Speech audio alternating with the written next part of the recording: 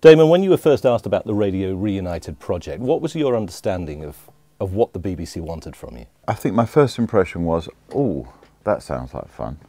It felt like quite a musical idea. When the first batch arrived, I was kind of I was a bit sort of overwhelmed by the amount of information and the sort of tone, you know, because it varied from the very old and wise, and then there were a few kind of much younger minds sort of musing on this, and they in a way were the most interesting, because they were sort of they were very free in their, you know, and very in a way the clearest. So technically, how were you going about the task then? You were putting all of these sound samples, these snippets, onto a computer. Well, I thought I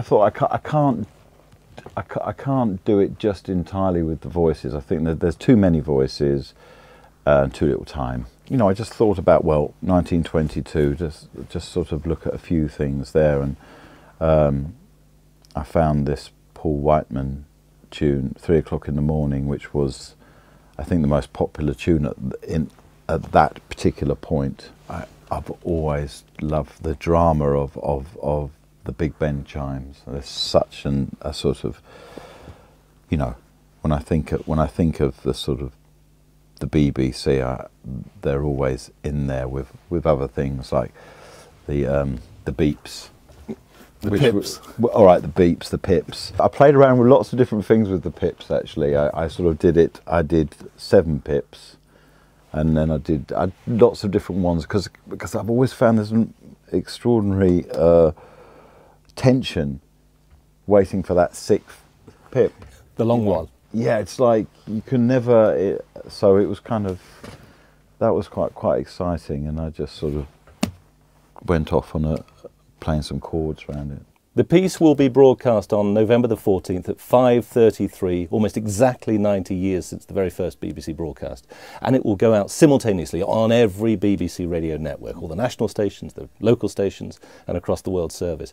So that's interesting, isn't it? Radio literally being reunited. Yeah. There'll be a single audience. Yeah, I mean, a massive audience. Yeah, I don't know what, you know, the various audiences will make of it, but I tried to get at least a flavour of all the stuff I was kind of given. You know, I can't make it too sort of Radio 4, but I can't make it particularly Radio 1.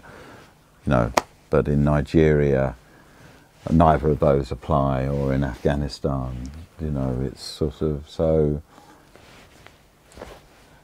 I don't know what people will make of it. I mean, it just is what it is.